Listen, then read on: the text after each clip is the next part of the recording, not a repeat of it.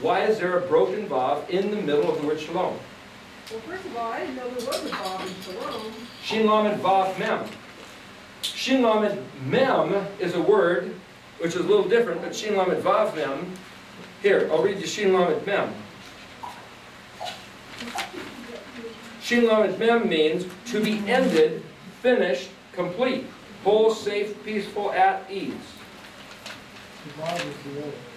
Safe, sound, at peace, finished, completed, made compensation, paid, requited, recompensed, rewarded, made profitable, completed his studies, became accomplished. See, it's slightly different, just for the sake of adding that vav. So the more words you study, and again using this, I've sat down there and made list after list after list of looking at these words. What does it look like if you stick a vav in, a yod in, a hey at the end, an alf at the end, a prefix, da da da da da da da da, hundreds and hundreds and hundreds of lists going through this thing. It takes time. But the reward is you get to see stuff. That's what I'm trying to encourage you what to do. So the point is, the root of it is still the same thing. Complete, whole, finished your studies, got your degree. You know, that's shalom. Shin lamed mem, shin lamed vav mem. What I'm saying is, why is there a broken vav in it? And they say, well, it's a covenant of peace. What's the covenant of peace he made with Pinchas? Pinchas, because of his zeal for keeping Yahweh's instructions, basically stuck the javelin through these two that were just like in the face of everybody else doing, you know, the shenanigans that Yahweh said not to do. And he stopped the plague. By harpooning these two, the plague stopped. What was it, 20,000 people died or something? 29,000? That was a pretty fast-moving plague. Yeah. Is this to suggest, hypothetically, I'm trying to figure this out, so I'm just telling you what things look like. If Yahweh says the covenant of peace is also the complete covenant, the whole covenant, the perfect form of the covenant, with a broken vav, is that to suggest that it's possible to have only a partial amount of the covenant? Well, when's the last time you heard anybody talk about part of the covenant versus all the covenant? Isn't it just the Old Covenant or the New Testament covenant? You're either part of the covenant or you're not. But then there's another verse where I read where Yahweh says, I'm going to scatter you guys to the far ends of the earth, but I'm not going to abandon you completely. I'll be with you a little bit. Forget who you are. But there's another verse, there's many of those that talk about that, but there's one verse, I forget which one it is, I haven't written it down somewhere, but it says, but I will be with them a little bit. I'll be with them a little bit. Now, so one of the disturbing questions I have, why are certain prayers answered? From the Christians, from the Jews, from the people who have nothing to do with the covenant. Why? Pray for healing and they get healed. They abhor the Torah. Why are their prayers answered? Why doesn't Yahweh just say, listen, I'll make it real easy for you guys. You don't keep my covenant, you don't get your prayers answered. After all, there's another word that says, the prayer of one who turns his ear from Shema of Torah is an abomination unto Yahweh. An abomination. The prayer of one who will not Shema Torah is an abomination. Go to a Christian church, they all hear nothing. They don't even want to hear the Torah. And yet, you're going to walk in there and tell them their prayers are abominations? Good luck. They don't want to hear it. But you're quoting Scripture, they don't want to hear it. Why? Because you're offending them. Why? Because they believe what they want to believe, and they can prove that they're right because their prayers get answered. Well, most of them anyway. They have to believe that the prayers get answered. Why? Because that's the nature of their faith, just to believe. Well, why do you pray and it doesn't happen? You got to believe harder. Have faith in your faith. There's a certain merit to that, but I've heard that preached. Have faith in your faith. But Yahweh says, I will give you the complete covenant. As opposed to the fragmented vav. The vav is the connector of shin lamed to mem, and then you can look up what does shin lamed mean, and you can sit there and diagnose all these words. What I'm saying is, could it be that Yahweh says, this is the way it works. This is the way it's going to work. Here. If you guys listen to me and are zealously grabbing hold of my covenant, and there's words that mean to clutch hold with all your might, holding on to his covenant. If you hold on to all my covenant with all your might, I'll give you the whole covenant. And if you only kind of casually, hold on a few strings, then what you get is kind of casually a few strings. But there's still something there. To what degree do we choose to regard? Because the vav is that which attaches. The yod is actually a hand that grabs, but the vav is an attaching mechanism.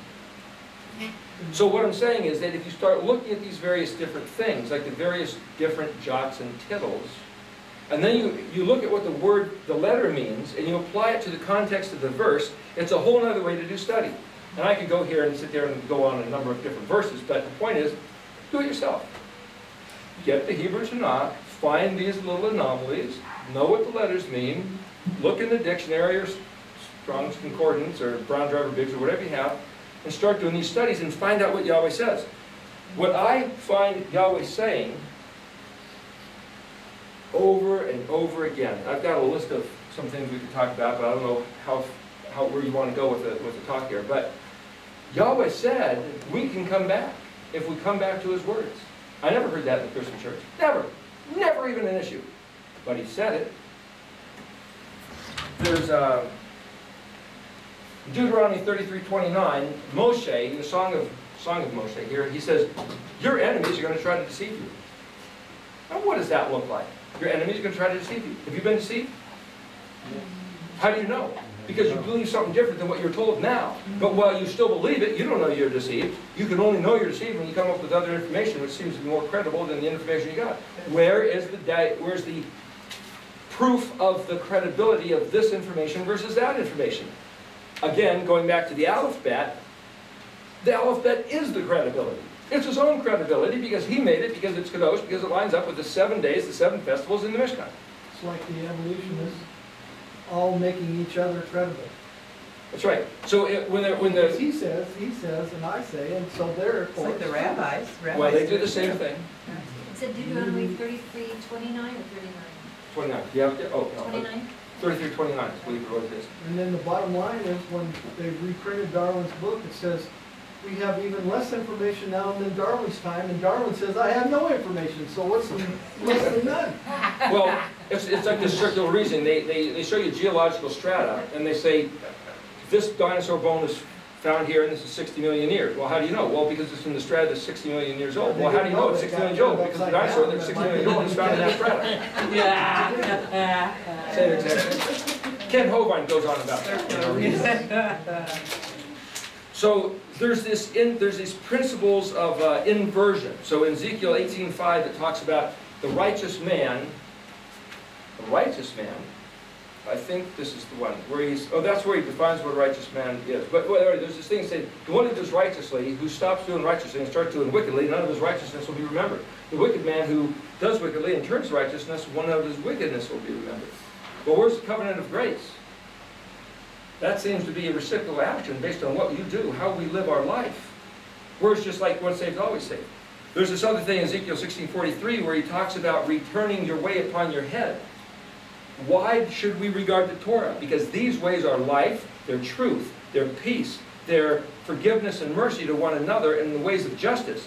If we keep these ways, and Yahweh promises that our ways will be returned on our head, then the only thing that's going to come back on our head, the inverted noon, is righteousness, peace, truth, health, benefit. Love your neighbor as yourself. Why? Because your way is going to come back on your head. And when you do something wrong to harm somebody and you present yourself, whether it's on purpose or not, somebody as an enemy, because with the measure you use, we measure to you, what you have put in the cup of measurement by pouring out on your enemy, on your friends, on your neighbors, or whoever's doing whatever to you, you predetermined your measure that Yahweh will see to it gets measured right back on your head. Because it's a law, it's a principle, that's what's going on the face of the earth. But if we say, we don't need no stinking Torah, we got the covenant of grace. And it's like, if you betray the rules of justice and truth and kindness, even under the covenant of grace, you're going to get whatever you do going around. And to the extent that it varies and strays from this measure of pure truth and righteousness is what's going to come back onto you for your harms. So here we have crop reseeding itself and perpetuating itself and multiplying itself throughout the generations. Thank heaven for the covenant of grace, but it also says in the end in Revelation that I'm coming quickly and I bring my reward with me, but I'm sorry you don't get a reward for unmerited favor.